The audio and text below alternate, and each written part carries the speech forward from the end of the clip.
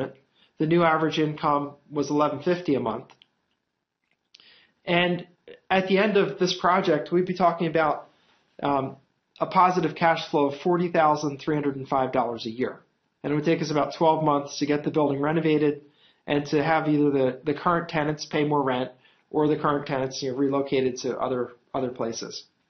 And one thing I wanted to mention that sometimes people think, well, how can you make tenants move? And all that you do is you just don't renew their leases and just give them plenty of notice.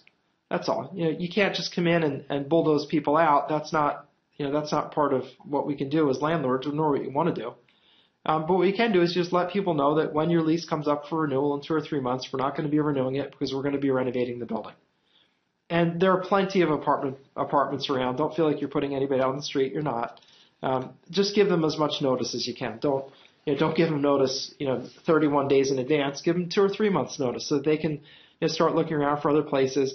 Another thing we did that really helped make it easier on the tenants was we gave them their security deposit and any last month's rent they had the day that they moved out.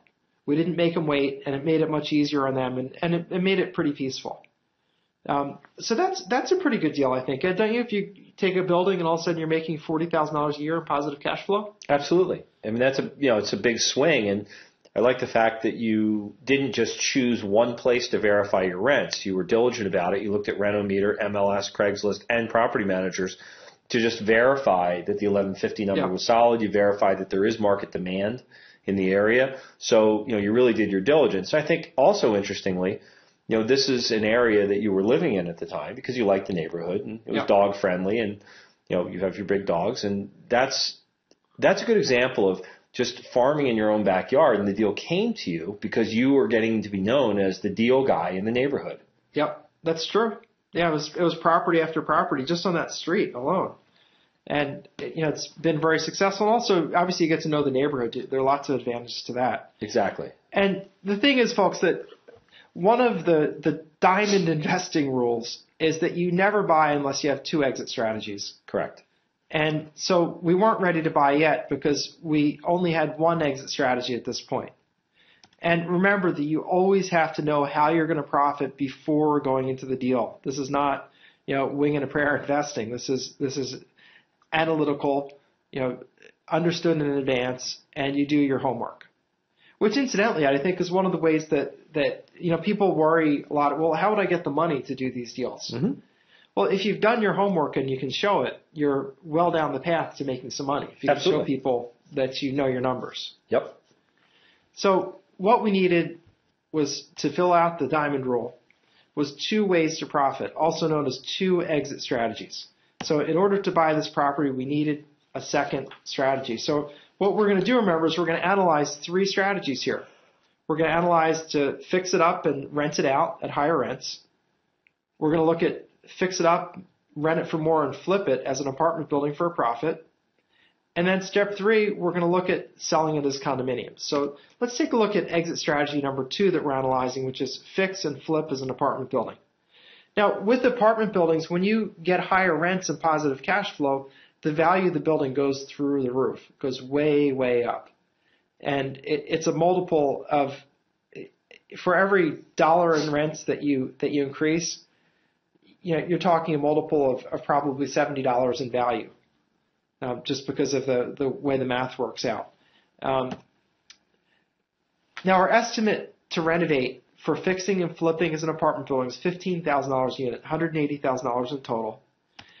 And our estimated profit using the analyzer spreadsheet was $439,000, and that would take us 12 to 18 months to complete. The reason for that is what would happen is tenants take a while to move. You have to wait till their leases come up for renewal. And of course, with 12 tenants, it's going to take you almost a year to get rid of everybody because, some people are going to be early on in the lease, other people are going to be further along. So we're figuring about 18 months for the complete project. And of course, you'd be collecting some positive cash flow rent during that time and all that, which is wonderful. But the bottom line for flipping it as an apartment building, according to the analyzer, which is a very accurate tool that we've developed, you're talking about $439,000 in value, which I think that's good. That works. I mean, $400,000 in profit, you could do a lot with that. You could send a kid to college. yes, you could send a couple of kids to college. That's pretty good. You Yep. think about that, folks. You could probably send 2 kids to college on one deal. Yep. And, for some people, I think that kind of thing will be their goal. They'll say, you know what, I have this goal that I want. I want, to send 2 kids to college, or I want to pay off all my credit card debt and be debt free, or I want to pay off the mortgage on my house. And they'll say, I'm going to do one deal. I'm going to focus and do one deal and do that. I think that could be a valid goal for people.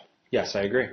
So here we were. We looked at strategy number 2, and that worked also. So now it is possible to go ahead and buy that building because we have 2 workable strategies.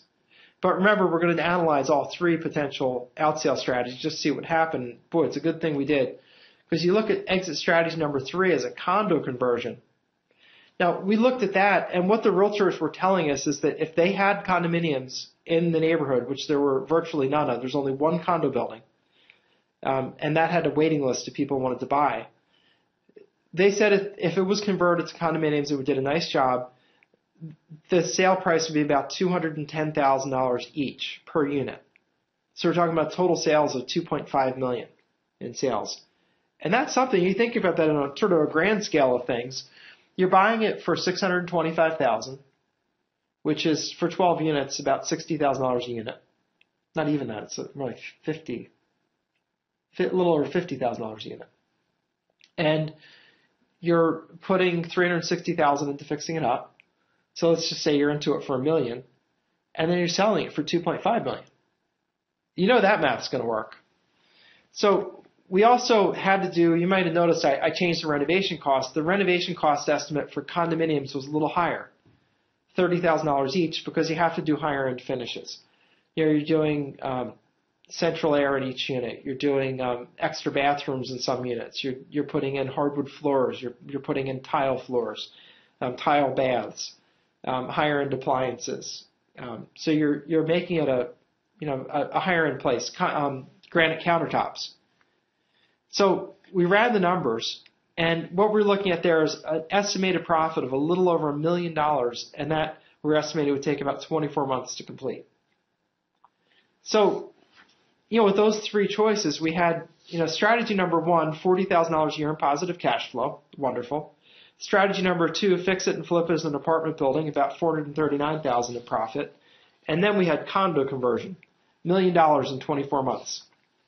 So folks, for us and for me at that point, I thought this was a better route to do the condo conversion. The plan was to take the profits from the condo conversion and roll it into another building that would be a long-term hold, but wouldn't have a lot of debt.